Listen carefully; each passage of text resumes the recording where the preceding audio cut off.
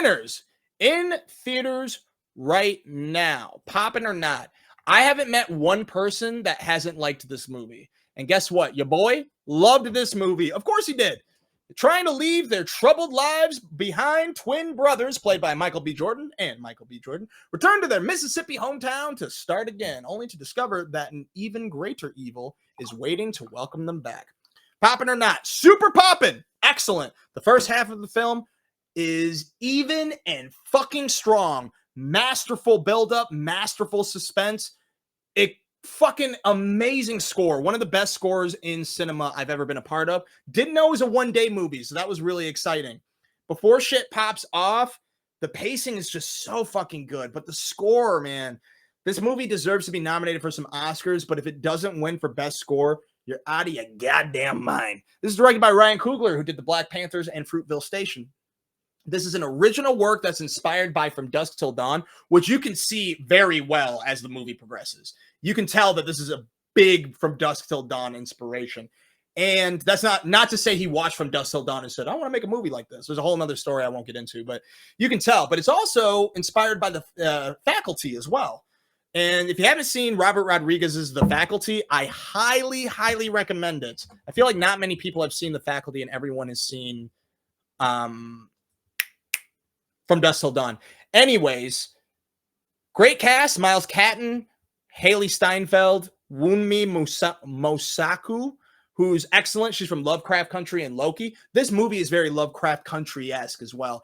And Delroy, what's his name? I'm sorry, guys. I should have had it written down. But Lindo, one of the best character actors of our time. This is his best role. Sure, he's got a lot of Delroy mannerisms, but he's so fucking good in this and so much more unique than other characters he's previously played. So we went over the first half of the film's pros. Masterfully built, great score, featured one of the best scenes I've ever seen in cinema.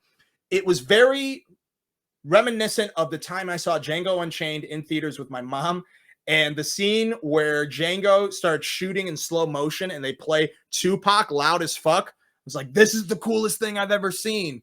It's the musical scene in Sinners. You know what scene I'm talking about. I'm not talking about the musical. No, I'm not talking about the Irish dance. All right. Everyone gives that scene some flack. It was a little long of a scene, but whatever. It was fine. It was the long tracking shot of seeing, and don't worry, I won't spoil it, of a lot of different musicians from different eras. Because you're like, what the fuck is this? And it kept going and going. Watch this movie in Dolby if you haven't had an opportunity, because it's incredible. So fucking good. I was like, this is one of the coolest things I've ever watched. The second half, guys, I'm still going to give this a large popcorn, but the only reason I'm not going to get it with butter, the only reason I just can't call it perfect. It is basically a perfect film. Don't listen to me. Go see it yourselves, and you'll probably be like, no, I loved it from top to bottom. The end was a little long. The horror aspect of it, which I won't say out loud because some people don't know what genre of horror this is. And I think it'd be super dope to walk into this movie and not know what kind of horror movie this is. Because the first half, you're like, is this a horror movie? A lot of scary shit's going on, but not that scary. It is a horror movie, trust me. I love the buildup, and I love this type of horror. And Ryan Coogler hasn't done horror before, but this is a really great stab in it. Very reminiscent of how Jordan Peele's comedy goes into play with Get Out and Us and Nope. It's just the end of it. I just wish that they would have shuffled around some scenes. There's a mid-credit scene after the threat is over, another threat pops up that was mentioned once. And I was like, okay, I wish this was earlier because I thought this movie was going to be over, but all right. And a cool scene happened. And I'm like, all right, cool. I like it. Then the credits roll, and I'm like, yeah, I loved it. I'm still going to give it a large with butter. And they had another scene that, on paper, really good tie-up of the entire story, doesn't really leave room for a sequel, which I'm okay with. I think this is a great original film that could still have spin-off films in the same universe. But watching this scene, I was like, y'all should have done this earlier. Don't play the credits right now. If I were to guess, I think the studio was like, we don't want this scene. And he's like, well, what if we do it in the middle of the credits? And they're like, okay, fine. So, still popping. I still highly recommend everyone to go see it.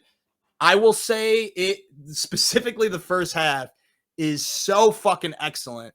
The second half has a lot of great gems, guys. A lot of great gems, but overall, totally worth the ride. Super fun. Super fucking fun. And it's unlike anything you've ever seen. It's very unique. Great genre film, large popcorn. What's next for Ryan Coogler, you might ask? He's actually working on, I think, only producing a reboot of X-Files, which he says is immediately next in the works for him. He notes that he's spoken to Gillian Anderson, who also recently said that she'd be interested in doing something if she gets the phone call. So, be hype.